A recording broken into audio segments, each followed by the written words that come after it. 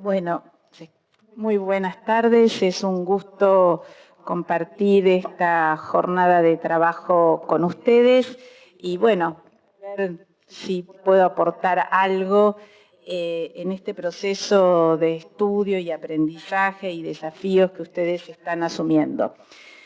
De algún modo, lo que vengo a traer alude efectivamente al currículum de la escuela media, pero más concretamente a los modos de mirar esto que supone el saber en manos de los docentes y qué tipo de trabajo tendría que hacer hoy un directivo de escuela media al ponerse a pensar en cómo procesar el saber en manos de los docentes y de allí, ¿no?, cómo lograr que efectivamente la escuela se convierta en un espacio de transmisión cultural productiva, valiosa para las jóvenes generaciones.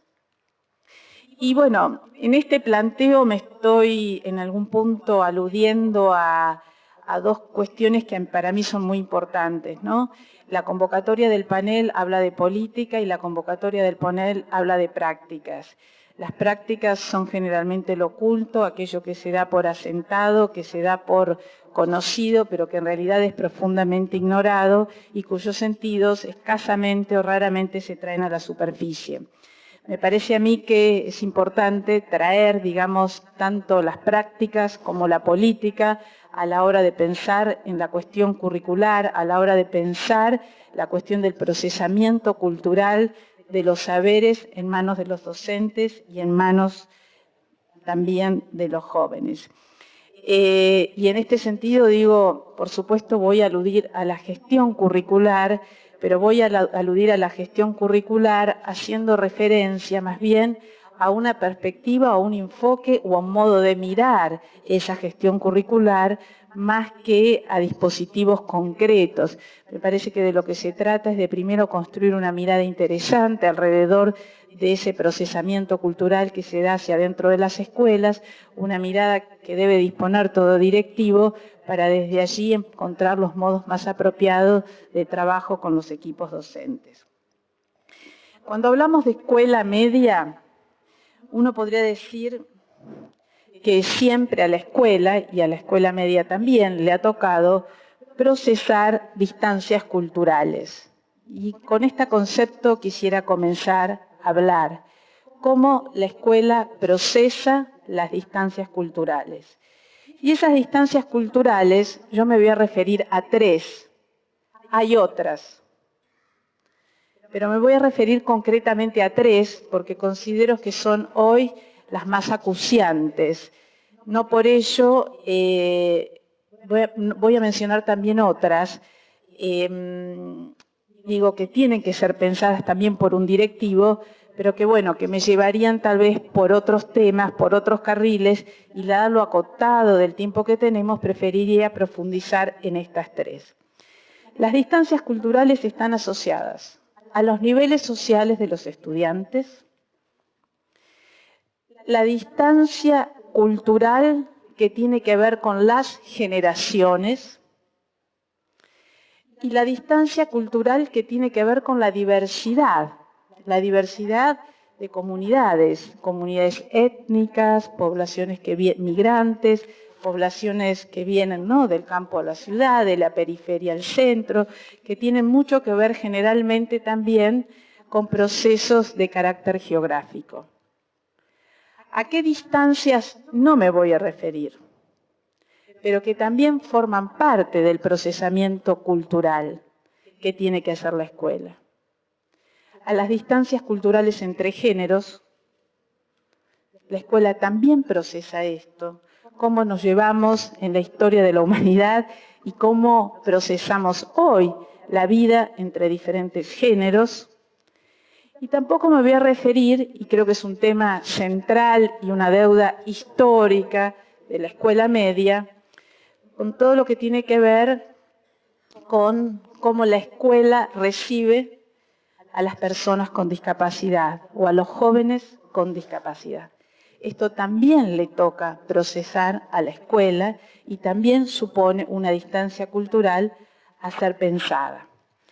Entonces, como dije, 3 tipos de distancias culturales que tienen que ver, en primer lugar, y hablemos y reconozcámoslo, con la desigualdad,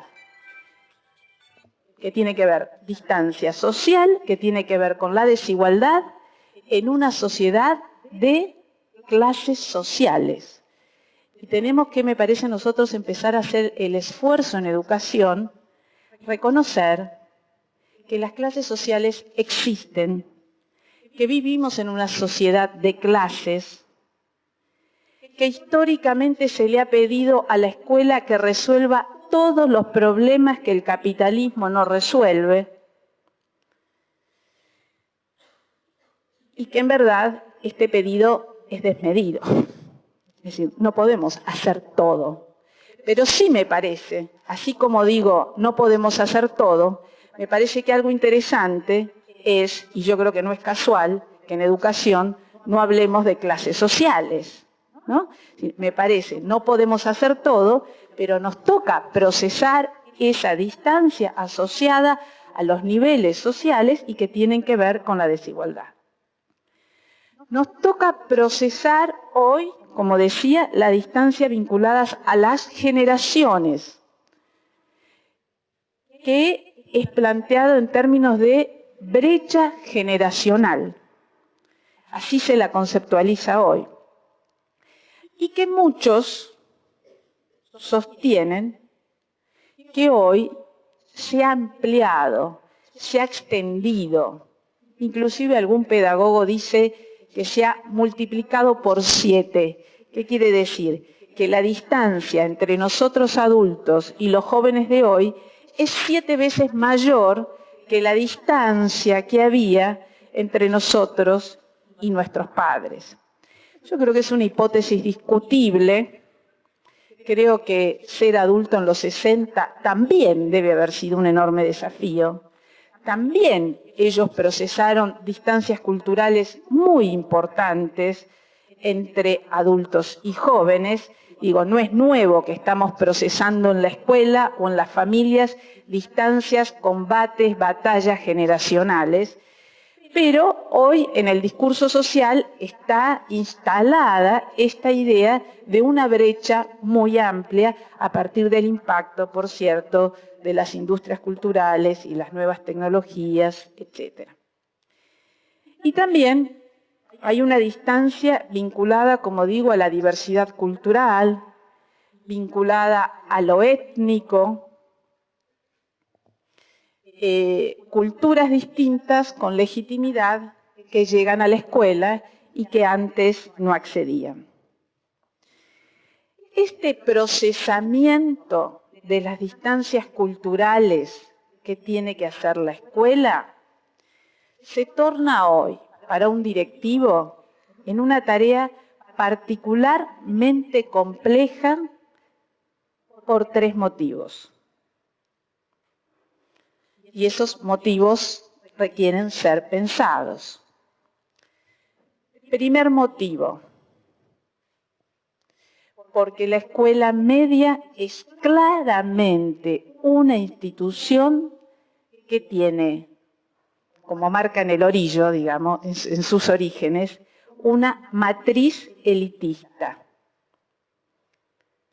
Los patrones culturales de la escuela media históricamente respondieron a una cultura de élite.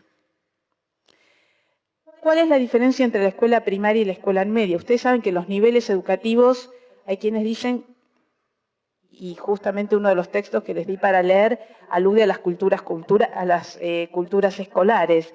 Uno puede decir que hay culturas docentes y culturas infantiles y juveniles, puede decir que hay culturas de las disciplinas escolares, pero también hay culturas de los niveles educativos. ¿Qué es lo propio de la escuela media? Lo propio de la escuela media es que hizo el trabajo sucio en el mundo educativo. Siempre seleccionó. Y la escuela primaria recibió a todos desde el principio.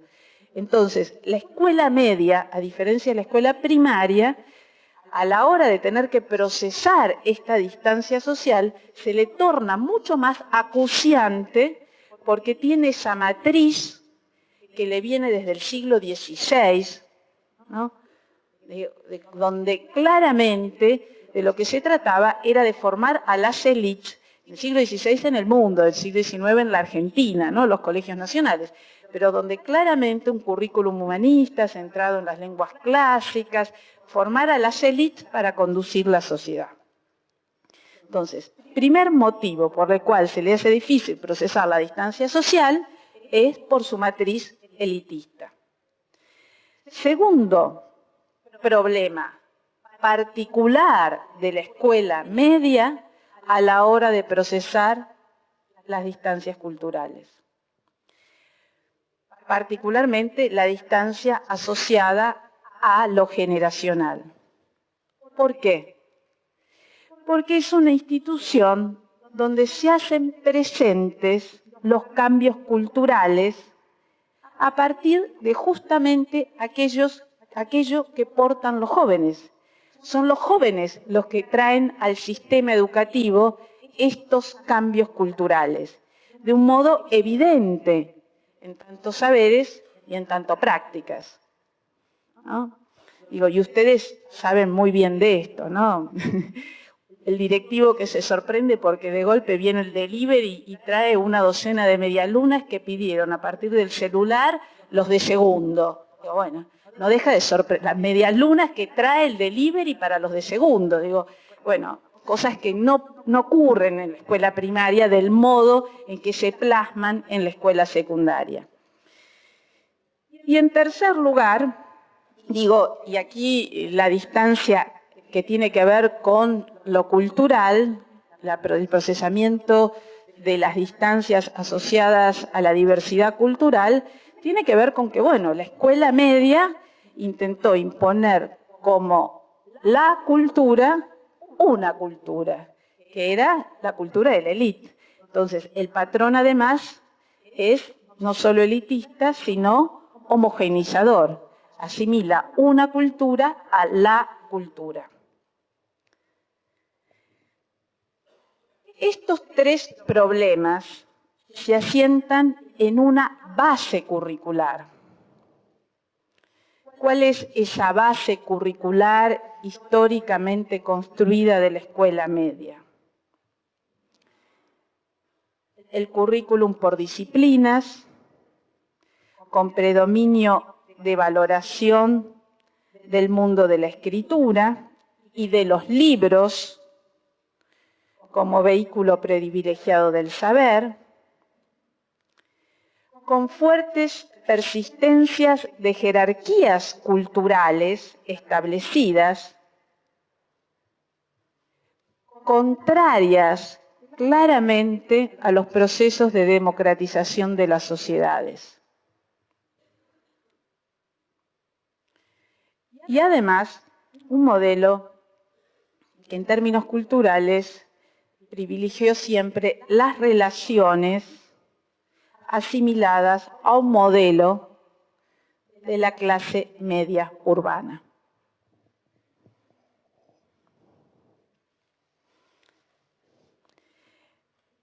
Estas tres distancias y estos tres problemas que planteé se expresan en tres límites de la escuela media. Los límites, tal como se suelen leer o comprender, tienen que ver con el límite simbólico, ¿no?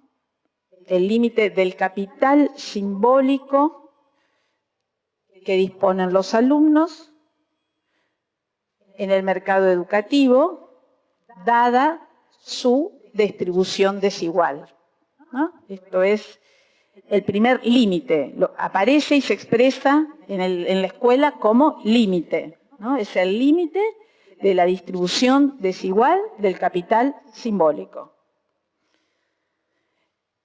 El otro modo en el que se expresa este problema, concretamente en la escuela, ¿no? A la hora de entender o de procesar estos problemas, el segundo límite, se plantea en términos de inmovilidad de los saberes de los adultos de la escuela frente a los cambios culturales, lo cual supone un incremento de la brecha generacional. Entonces, primer límite, distribución desigual del capital simbólico. Segundo límite, inmovilidad de los saberes de los adultos de la escuela. Tercer límite,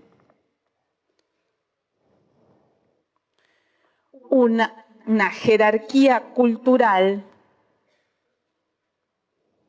asociada a un orden establecido.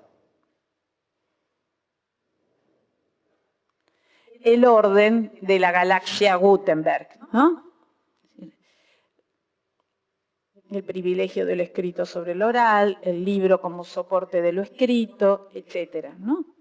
Entonces, las culturas orales, otro tipo de prácticas, etcétera, son desestimados.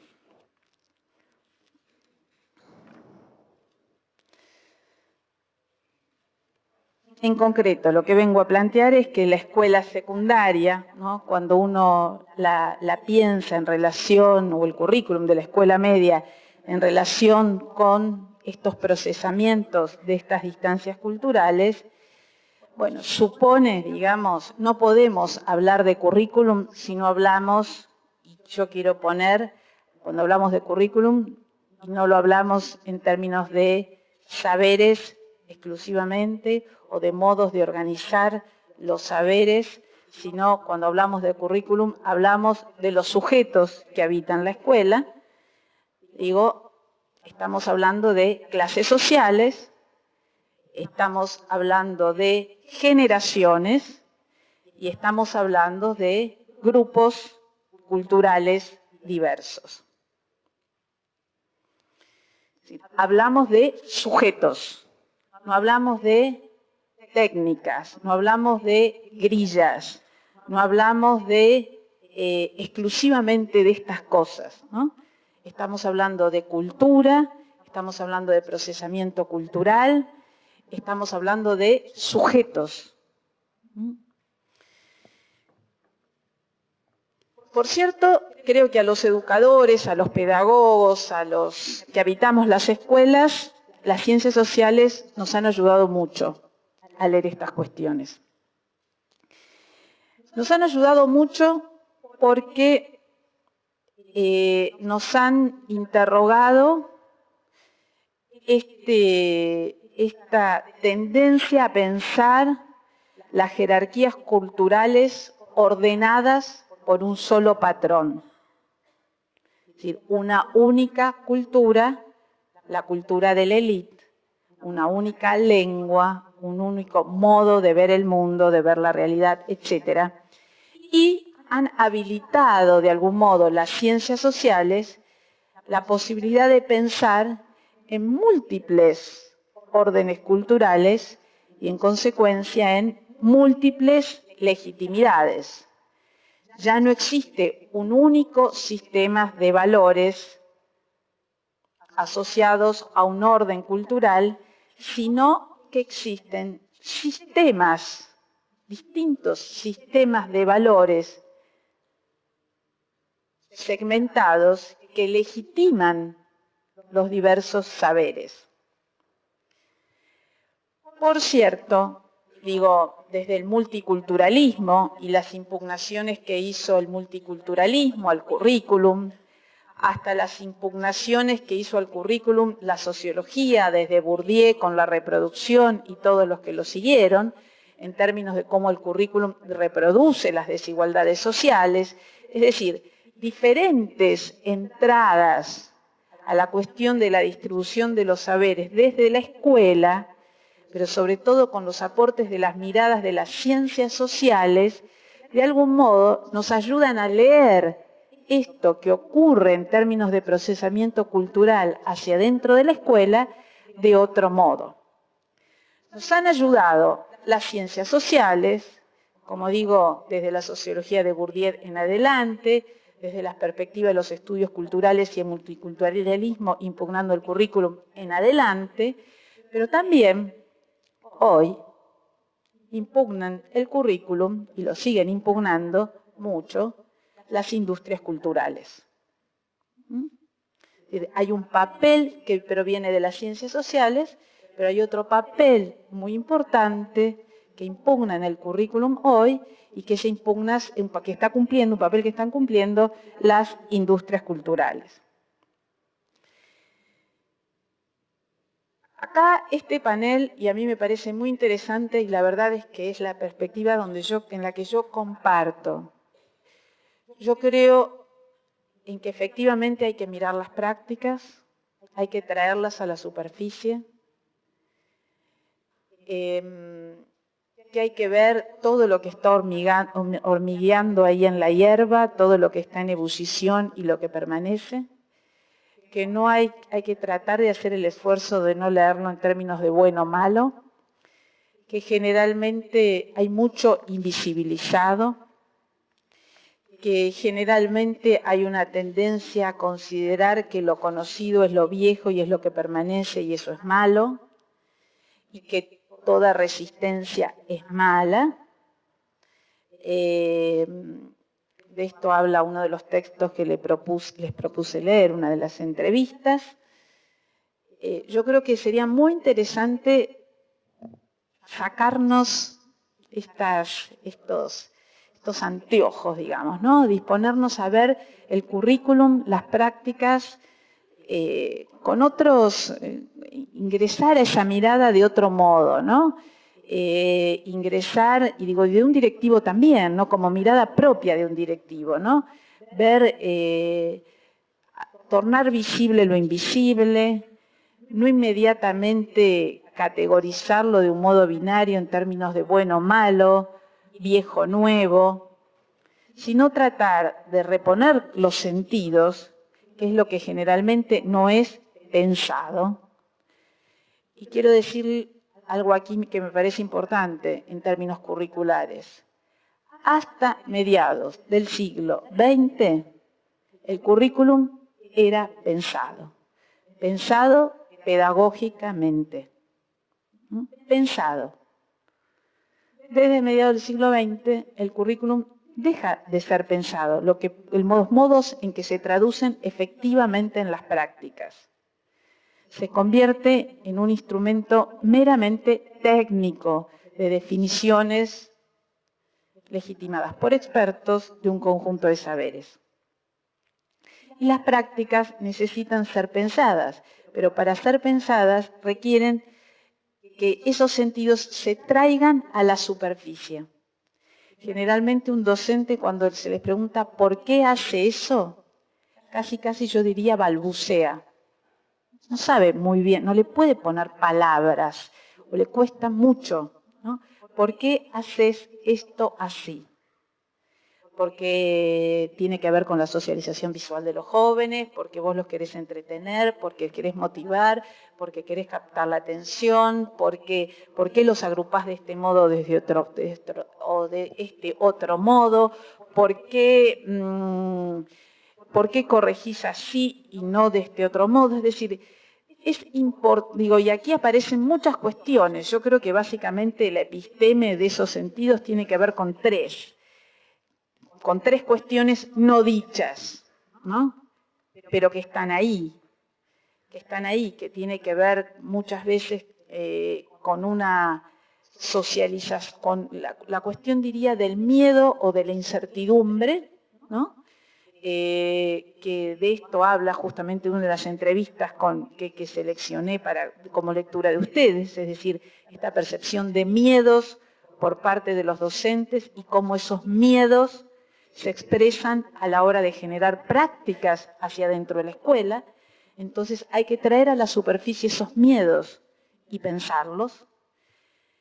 Hay cuestiones que tienen que ver con una socialización cada vez más visual de los jóvenes, y esto los docentes lo traen de un modo u otro, ¿no? Digo, la imagen no es algo nuevo en la escuela. De hecho, las escuelas normales enseñaban a dibujar y el sensoempirismo fue una tradición pedagógica muy importante, pero digo, está ahí como casi inconsciente a la hora de un docente definir sus estrategias. Y además, digo, y en tercer lugar, una socialización cada vez más acelerada, más vertiginosa, ¿no? Libro no, de tal página a tal página no, porque eso es aburrido, eso es lento. Fotocopias, muchas, variadas, armamos un propio texto. Esto tiene que ver con la información, con la indagación, con la investigación, con otros ritmos, Bueno, entonces ahí también hay sentidos asociados a prácticas que los docentes inventan, construyen, reconstruyen, que hacen a la episteme de esa cultura empírica de los enseñantes, que requiere ser pensada y trabajada desde lo que ellos efectivamente están haciendo, digamos, ¿no? Es decir, bueno, ¿lo seguimos haciendo así o lo podemos hacer de otro modo? Pero es decir, tomar decisiones más fundadas a la hora de lo curricular hacia dentro de una escuela supone reponer esos sentidos no pensados y saber que los docentes inventan, producen, construyen currículum, tanto como en su momento lo hizo la Iglesia, en su momento lo hizo el Estado, ¿no? El currículum de escuela media a fines del 19 se discutía en el Congreso de la Nación, como lo hicieron los técnicos del Ministerio de Educación, ¿no? Es decir, el currículum nos cuesta muchas veces reconocerlo, pero es efectivamente también procesado, trabajado, y siempre fue así, de un modo u otro por los docentes. Entonces,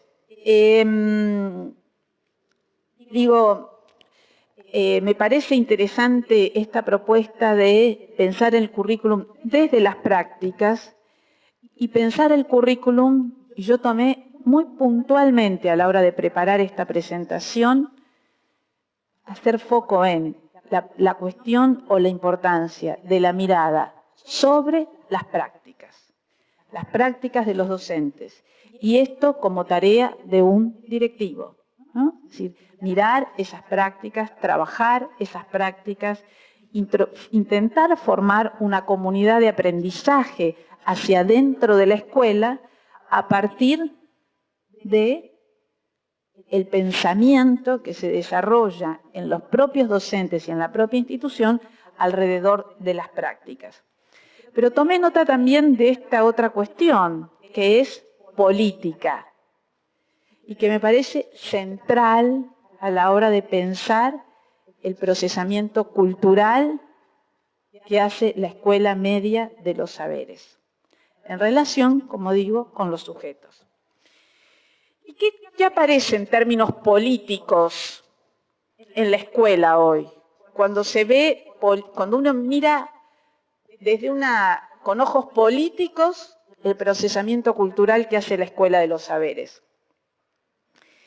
En términos claramente políticos, la escuela entiende hoy que es una injusticia la distancia social producto de la desigualdad. La distancia cultural asociada a lo social en términos de desigualdad. Sin embargo, esta mirada también, también es visto como injusticia hoy, dada la visibilidad de los grupos culturales históricamente discriminados, la distancia que planteé en términos de diversidad cultural, la distancia planteada en términos de, grupos, comunidades que antes no ingresaban a la escuela y que hoy ingresan. Estas dos distancias son vistas hoy, dadas, ¿no?, la conciencia política de nuestras sociedades, las discusiones curriculares, los debates políticos de los que todos participamos. Estos dos, en clave política, estas dos distancias son procesadas no voy a decir en todos, ¿no? En todos los docentes, en todas las escuelas, pero hay, podríamos decir, y esto me parece importante subrayarlo, avances importantes, ¿no? Esto es injusto. Sin embargo, la distancia asociada a lo generacional no está vista como injusticia en términos políticos. Y esto me parece que es un dato, ¿no? Es un dato. ¿En qué aspectos a la hora de posar una mirada más política, ¿no? Venimos teniendo miradas que de algún modo atienden a la cuestión de lo que se da en llamar la justicia curricular, y esto emerge como conciencia a la hora de pensar la desigualdad o a la hora de pensar la diversidad, ¿no? Cultural, pero no aparece esta mirada más política a la hora de pensar la brecha generacional. ¿Qué problemas tiene hoy un directivo a la hora de procesar con su equipo las distancias culturales a las que hice mención? Y esto me parece que es como de las cosas más importantes que quiero compartir con ustedes, al menos los que internamente tengo como convicción, digamos, ¿no? Yo creo que un directivo tiene que lidiar hoy con la tendencia a ver la escuela como víctima de los cambios sociales y culturales y en consecuencia como ajena a esos cambios. Un directivo tiene que poder, en términos políticos, a la hora de trabajar con su comunidad, con su equipo, interrumpir esta tendencia. Es una tendencia cómoda que ubica a la escuela como espectadora. Una escuela, unos directivos, unos docentes que se apoltronan en el, entre comillas, yo no fui. Una posición política que instala a la escuela como víctima, a los directivos como víctimas, a los docentes como víctimas, y que posa una mirada alrededor de los jóvenes, no es que no los incluye, sino que básicamente plantea que los jóvenes que llegan hoy a la escuela media carecen de dos cualidades culturales: esfuerzo y estudio. Y si bien es cierto, quisiera reconocerlo, que no es que los docentes culpan, no es que culpan a los jóvenes, sí tienen una tendencia a ver estas dos cualidades que aparecen en las representaciones de los docentes como las fundamentales, las asociadas al buen alumno: esfuerzo y estudio. Es la expectativa. Se esfuerza, estudia. No se esfuerza, no estudia. Que sí es visto, ¿no? Esto, es decir, no culpabilizan. Yo no voy a decir que los docentes culpabilizan a los chicos, pero sí que ven esta carencia de algún modo como resultado de una crisis social general. Y en esta mirada hay dos supuestos que yo creo que un directivo tiene que interrogar.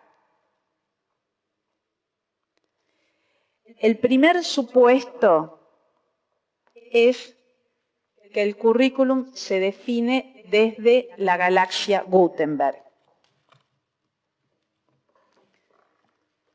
Y el segundo supuesto, sí, es que la escuela padece o resiste o sufre los cambios culturales. Es algo así como esta tendencia a ver a la escuela como víctima de la revolución cultural que plantean hoy muchos estudiosos, los supuestos que están atrás de esta imagen, ¿no? Víctima de esa empatía tecnológica que traen los estudiantes, que les da que hace que se familiaricen tan fácilmente con los teclados y las pantallas. Digamos, supuestos que están detrás de este imaginario. Y aquí, digamos, me parece importante a la hora de pensar en esta cuestión de esta victimización y de este clima que muchas veces se genera alrededor del procesamiento cultural, lo que yo llamo de resignación, ¿no? Es decir, desde una perspectiva victimizante y resignada, realizamos o llevamos a cabo el procesamiento cultural de los saberes que tiene que transmitir la escuela. Me parece que la propuesta política y pedagógica del nivel medio supone revisar para un directivo 5 cuestiones. Primera cuestión, y aquí voy a ser durísima y les voy a pedir disculpas, pero creo que a veces tenemos que ser claros en algunas cosas porque si no, la verdad es que con razón nos interpelan. Desde mi mirada sobre la institución educativa, yo creo que algo se quebró a mediados del siglo XX. Y voy a ser durísima porque voy a plantear la hipótesis de los efectos de la psicologización en la educación. Hasta mediados del siglo XX, el currículum construía vínculos entre los sujetos. El saber ligaba, construía lazo, transformaba a los sujetos y transformaba a la sociedad. Las transiciones culturales eran realizadas por la escuela y al mismo tiempo cambiaba la sociedad, cambiaban los sujetos y cambiaba la sociedad. Saberes y vínculos no eran cosas separadas, iban juntas. Pero desde mediados del siglo XX creo que la máxima expresión es la de la profesora de historia que está enseñando Egipto antiguo y los chicos le pegan, le queman el pelo, no sé qué cantidad de cosas le hacen, y ella sigue hablando, ¿no?, como un autómata, por más que reciba todas esas agresiones. ¿Por qué? ¿Y por qué ella puede sostenerse así? Porque ella cree... Yo tuve contacto, de un modo me acerqué. No es una mala persona, no es una mala docente, no es una persona a la que no le importan los chicos. Tiene un conjunto de creencias que tienen que ver con los modos de entender el currículum y los vínculos hacia dentro de la escuela. ¿Y cuál es su creencia? Que los saberes van por un lado y los vínculos van por otro. Y que de los vínculos se ocupan otros. Psicólogos, psicopedagogos, orientadores y una parafernalia de especialistas que rodean a la escuela. Yo creo que hay que volver a pensar esto. Cuando pensamos en el currículum, pensamos en saberes y vínculos entre sujetos. Está claro que el sentido nacional ya no, digo, formar ciudadanos para una nación no es el sentido que hoy puede sostener un currículum. Hoy sostiene un currículum como procesamos las distancias culturales asociadas a las clases sociales, a los géneros, a las generaciones, a los diferentes en términos de cuerpos, hablando de normalidad, etcétera, o por supuesto que es una categoría que ya no se usa, pero bueno, digo, esas cosas. ¿Sí? Y que un currículum logre mejores conversaciones entre hombres y mujeres, entre clases sociales, entre culturas distintas, entre quienes tienen cuerpos diferentes, entre hombres y mujeres, distintos géneros, bueno, es un currículum ya muy valioso. Pero saberes y vínculos, la representación de saberes junto con los vínculos tiene que volver a ligarse. Y de esto no son responsables los docentes, no es responsable esa profesora. Somos responsables todos los que alimentamos desde determinadas perspectivas pedagógicas, incluidas los estados que legitimaron determinados dispositivos hacia adentro de las escuelas. También tenemos que revisar el supuesto de la ausencia de saberes o de incompletud presentes en los jóvenes. No, los jóvenes saben cosas y tenemos que esta mirada revisarla. Tenemos que revisar las concepciones unívocas, ¿no?, del orden cultural, sostenidos en un único orden cultural. Como tercera cuestión. Como cuarta, tenemos que revisar el supuesto de la estabilidad en las formas de producción de conocimiento. ¿Cómo se produce conocimiento? Se produce conocimiento en la edición de un video, se produce un conocimiento no solo con preguntas e hipótesis, se produce conocimiento con ensayos, se produce, bueno, entonces abrirnos a otras formas de producción de conocimiento. Y a su vez, como quinto lugar, revisar la relación entre la escuela y el afuera.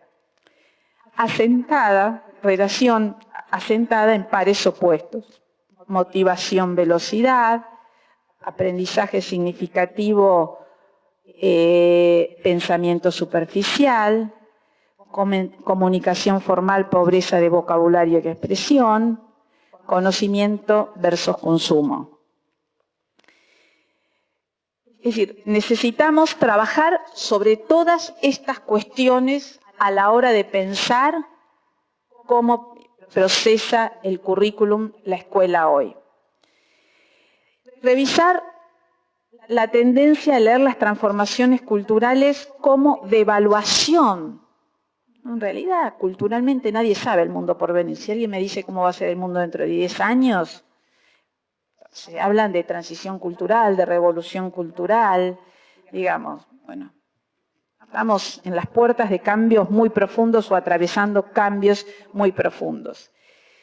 Pero también, y a la hora de pensar la cuestión política, yo creo que efectivamente hay una cuestión que no debemos olvidar y que tiene que ver con la actualización de los contenidos en términos de propuesta pedagógica, pero al mismo tiempo pensar en las concepciones de conocimiento y que no pueden responder a un único orden, y también revisar las cuestiones valorativas muy vinculadas a lo moral. Y para ir cerrando, voy a ir adelantando. Yo hablé en términos políticos del clima resignado y de la posición victimizante de docentes y escuelas a la hora de pensar cómo se procesa culturalmente. Yo creo que si uno hace concursos de proyectos educativos, el 90% son de educación en valores. Es decir, la tendencia a que esto, el cambio cultural, lo que va a dar legitimidad a la propuesta curricular de una escuela, tiene que ver con reponer un orden moral a partir de algo que se perdió, es muy fuerte.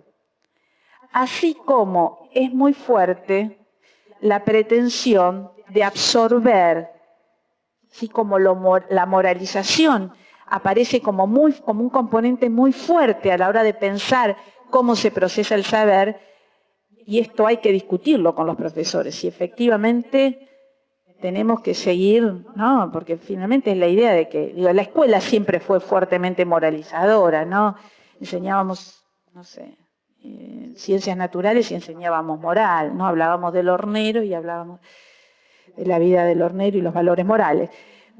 Pero bueno, pero además hay otra cosa que vinculada a lo que vengo planteando, la pretensión de absorber todo lo que tiene que ver con el conocimiento y la transmisión de una concepción clásica.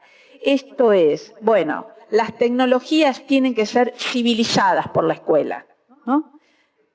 Es decir, no abrirse, es decir, en algún punto siempre tiene que volver todo a los cánones de la razón moderna, ¿no? Es decir, lo tengo que traer, ¿no? Y los modos de trabajo escolar que voy a proponer tienen que ver con aquellos viejos modos. Es decir, la tendencia a procesarlo en claves de esa razón y la tendencia a procesarlos en clave de moralización constituyen dos componentes explícitos, ¿no?, a la hora de ver cómo se procesa efectivamente el currículum.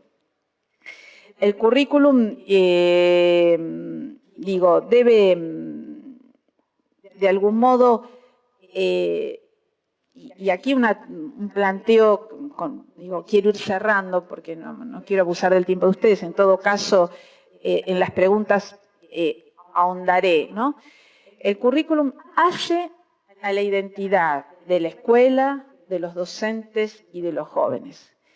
Si el procesamiento es en clave de resignificación sobre la base de una razón moderna, y si el procesamiento es en clave de moralización, las identidades de escuela y de docentes que yo estoy construyendo, reforzando, son aquellas que apelan a algo que es muy complicado y que me parece que un directivo tiene que tener conciencia, donde casi la cuestión del procesamiento cultural queda en función del carisma del docente o del carácter del docente. Es un problema de carácter. Puede ser. Es un problema político. Por eso a mí me pareció tan interesante el planteo. Prácticas y política. ¿Cuál es la política curricular de la provincia? ¿Cuál es la política curricular de la institución que yo conduzco? El currículum, en un clima procesado en clave de resignación y victimización, generalmente queda reducido a una cuestión de carácter de los docentes. Queda reducido al capital emocional de los docentes, haciendo eco a la escuela de un discurso que exacerba el malestar, que no lo interrumpe, donde todo el tiempo estamos cocinándonos en la salsa del malestar.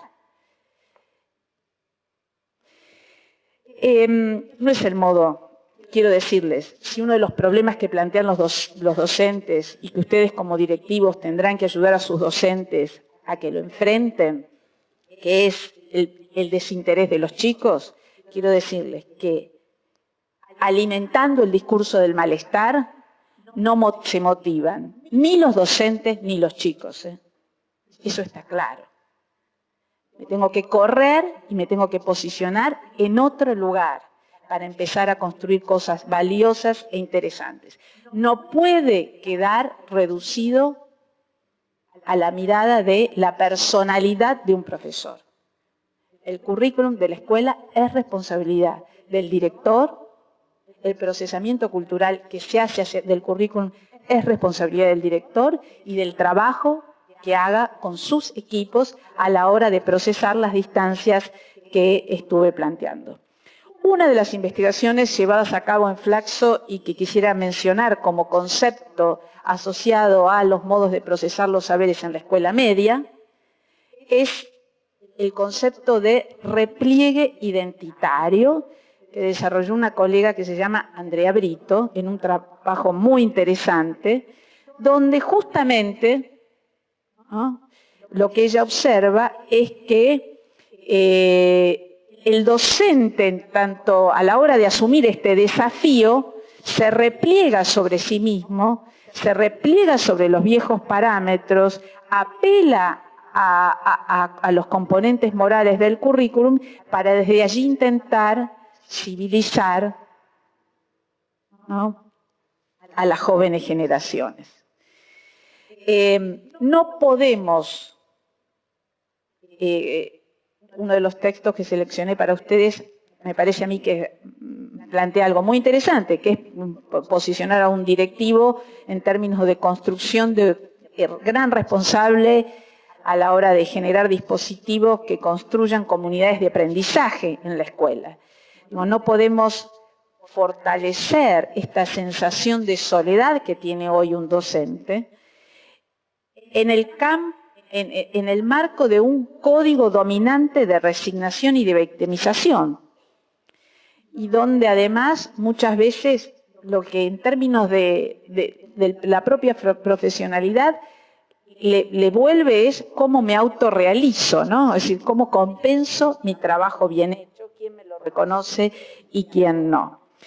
Entonces, trabajar pedagógicamente el tema, trabajar políticamente el tema, supone para un directivo hoy reconocer los conflictos de las distancias que planteé, trabajarlos políticamente, trabajarlos con los profesores, fijando los horizontes culturales de la escuela, los horizontes de la intervención y acompañando la tarea de los profesores a partir de una definición clara de las acciones asociadas a la política curricular de la institución. Un directivo tiene que poder precisar, sostener la política curricular de la institución. Por cierto que ya no tenemos los modos de legitimación del currículum que teníamos antes, ¿no? El currículum sancionado por el Estado como único currículum, como la legitimación estatal de un orden cultural generalmente muy elitista. Los modos de legitimación hoy del currículum aluden a una selección más plural, a un texto más abierto, aluden a la necesidad de respetar los saberes y el interés de los alumnos,